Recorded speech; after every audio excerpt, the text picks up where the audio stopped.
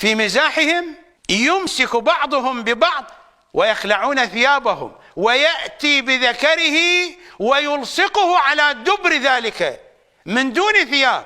هذا الأمر شائع في أوساط المعممين، هذا الكلام حقيقي، هذا الكلام دقيق وشائع.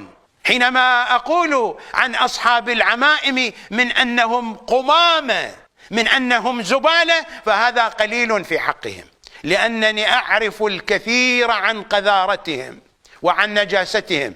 ولذا أحذر الشباب من شباب شيعة الحجة بن الحسن، دائما أحذركم أن ابتعدوا عن المعممين، وخصوصا الذين يكونون قريبين من المراجع. هذه المؤسسات والجهات المرجعية فاسدة، هذا هو كلام المراجع. والخوئي يعرف مقصود السؤال ويعرف أين يطبق عمليا هذا. الخوئي يعرف جيدا، عوام الشيعة لا يخطر هذا في بالهم. أما إذا أردنا أن نتوجه إلى المناطق العشائرية ستسفك الدماء في هذا الموضوع.